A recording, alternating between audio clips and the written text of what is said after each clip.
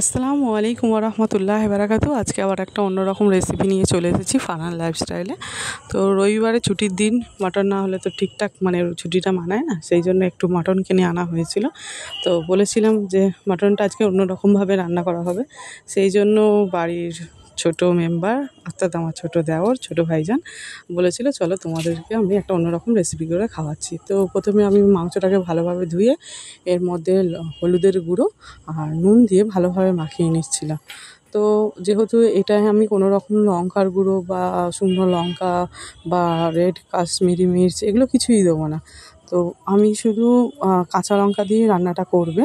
তো সেই জন্য নুন আর হলুদটাকে ভালোভাবে প্রত্যেকটা মাংসের গায়ে মাখিয়ে নেওয়া হয়েছিল। হয়ে যাওয়ার পর কড়াইটাকে আমি গ্যাসের উপর রেখে গ্যাসটাকে অন করে দিয়েছিলাম। কড়াইটা গরম হয়ে যাওয়ার পর এখানে আমি অল্প পরিমাণে সরষের তেল দিয়েছি। যেহেতু মাটন অনেকটাই চর্বি থাকে, সেই জন্য যাতে তেলটা কম হয় সেই জন্য অল্প করে সরষের তেল দিয়েছি। তেলটা গরম হয়ে যাওয়ার পর এখানে একটু দারচিনি, লবঙ্গ আর এলাচ দিয়েই মাংসটা আমি ছেড়ে দিয়েছিলাম কড়ার মধ্যে। তো অল্প অল্প করে দিয়েছিলাম যাতে তেলটা ছিটকে না আসে, তেলটা যেহেতু অনেকটা হিট ছিল সেই জন্য। তো তারপরে এটাকে ভালোভাবে খুন্তি দিয়ে নেড়ে নেড়ে আমরা ভাজছিলাম। তো ভালোভাবে না ভাজলে আবার একটা বাজে একটা খাসির মাংসের স্মেল বেরোয়, সেই জন্য এটা ভালোভাবেই নাড়তে হচ্ছিলো গরম তেলের ওপরে।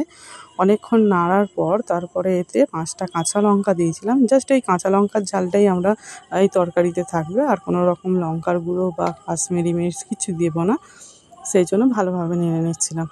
তো এটা নাড়া হয়ে যেতে এর থেকে না একটা পানি বেরোচ্ছিলো, সেই পানিটা না শুকানো পর্যন্ত ঠিকঠাক হচ্ছিল না। প্রত্যেকটা জিনিসেরই একটা নিজস্ব জল থাকে, সেই জলটা যদি না শুকায় প্রপার তো সেই জিনিসের টেস্টটা আসে না শুকিয়ে না গেলে। তো আমাদের নাড়তে নাড়তে প্রায় শুকনো হয়ে গেছিলো। এরপরে আমরা ওর ওপরে কুচিয়ে রাখা কাঁচা পেঁয়াজ আমরা দিয়ে দেবো। মাংসটা প্রায় 1 কেজির মতন ছিল, সেই জন্য পেঁয়াজের পরিমাণটাও একটু বেশি করে দিতে হয়েছিল। আমরা বাড়িতে প্রায় 8 জন মেম্বার, সেই জন্য পরিমাণটাও একটু বেশি নিতে হয়েছে। তো পেঁয়াজেরও একটা নিজস্ব রস থাকবে, সেই জন্য সেটা দিয়েও মাংসটা কিছুটা সিদ্ধ হয়ে যাবে, ওই জন্য ভালোভাবে পেঁয়াজটাকে ভাজা ভাজা করতে হচ্ছিলো। তো ভালোভাবেই নাড়াচাড়া করা হচ্ছিলো। আমাদের মাংসের পরিমাণ অনুযায়ী কড়াটা একটু ছোট হয়ে গেছিলো, সেই জন্য খুব অসুবিধা হচ্ছিলো কাজটা করতে। তো মোটামুটি এই যে দেখতেই পাচ্ছ কড়াইতে লেগে গেছে, অনেকটা শুকিয়ে গেছে। তো এই শুকিয়ে যাওয়ার জন্য আবার আমরা কি দিয়ে দেবো, টমেটো। 2টো বড় বড় টমেটো কুচিয়ে রাখা ছিল, সেই টমেটোগুলো আমরা ফের দিয়ে দিচ্ছি। টমেটো থেকেও একটা রস বেরোবে, যেটা কিনা এই কড়াই যে লেগে যাচ্ছে এটা আবার ছেড়ে যাবে। ও যখন বাইরে ছিল তখন ও নিজেই এই সব রেসিপি করে খেত, আজকের ওই জন্য বাড়ি ছিল বলে বলছিল চলো আজকে আমি এই রেসিপিটা করছি। বলে ভালোই হলো, তুমি তাহলে করো বলে করছিল। তারপরে আমরা দিয়ে দিয়েছি আদা রসুন বাটা। আদা রসুন বাটা দেওয়ার পর ভালোভাবে ফের একটু নেড়ে চেড়ে নিচ্ছিল, যাতে প্রত্যেকটা মাংসের গায়ে সমান পরিমাণভাবে সব কিছু যেন মশলা লাগে। এখানে কষানোটাই হচ্ছে মেন, মাংসটা যদি ঠিকঠাক না কষানো হয় না সে টেস্টি হয় না। কিন্তু ওই দিনে যে রান্নাটা হয়েছিল খুব টেস্টি হয়েছিল, সবাই ভাত বেশি বেশি করে খাচ্ছিল। এটা আমার ঘরে ভেজে রাখা জিরে, মরিচ আর ধনে ভাজা করে গুঁড়ো করা থাকে। আমার এরকম ধরনের রান্নার জন্য অনেকটা কাজের সময় বাঁচিয়ে দেয়, সেই জন্য বেশি করে ঘরে ভেজে রাখা হয়। তারপরে দিচ্ছিলাম একটু ধনে গুঁড়ো, ওটা দিয়েও ভালোভাবে নেড়ে চেড়ে নিচ্ছিল। ওই দিনকে খুব গরমও পড়েছিল, রবিবার দিনে এত গরম হচ্ছিল রান্নাঘরে টেকা যাচ্ছিল না। তারপরে একটু এভারেস্টের মাটন মশলা দিয়ে দিলাম, মিট মশলা। এরপরে এভারেস্টের একটু চিকেন মশলা, এটা অল্প পরিমাণে দেওয়া হয়েছিল, যেহেতু আমরা মিট মশলাটা দিয়েছি সেই জন্য অল্প করে এটা দিয়েছিলাম। তারপরে একটু গরম মশলা এর মধ্যে, এটা গরম মশলার গুঁড়ো দিয়ে দিল।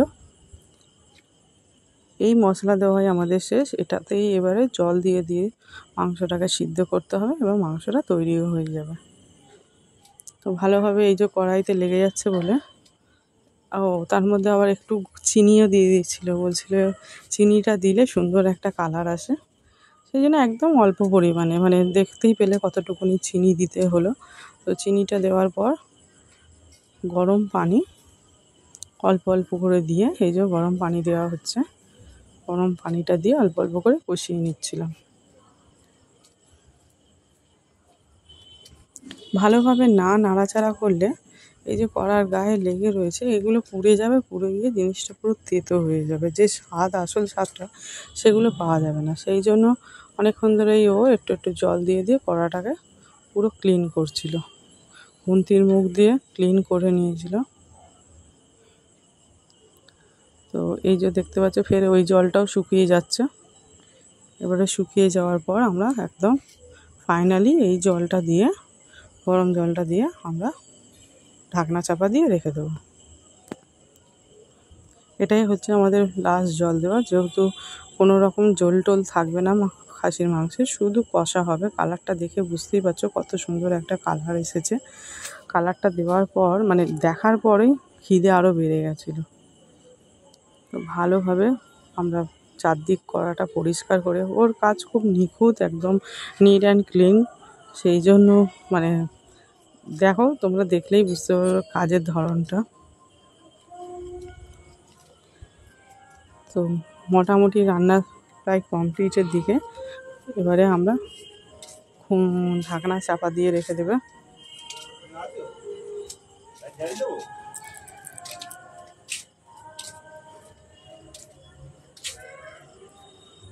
ঢাকনা চাপা দিয়ে রেখে দেওয়া হয়েছে প্রায় 15 থেকে 20 মিনিটের মতন। ঢাকনা চাপা দিয়ে একদম আস্তে, একদম লো ফ্লেমে রেখে দিয়েছিলাম। তারপরে এসে দেখছি বেশ সুন্দর একটা কাই দেখতেই পাচ্ছ কত সুন্দর হয়েছে। তো এত সুন্দর হয়েছিল পুরো, মানে রান্নাটা কি বলবো। তো কেমন লাগলো পুরো ভিডিওটা জানিও বন্ধুরা। পারলে একবার এরকমভাবে রান্না করে তোমরা দেখো, আশা করি ভালো লাগবে। আর আমার এই চ্যানেলটাকে প্লিজ সাবস্ক্রাইব করে আমার পাশে থাকবে। পুরো ভিডিওটা দেখার জন্য thank you. Don't forget to subscribe. Okay, টাটা বন্ধুরা।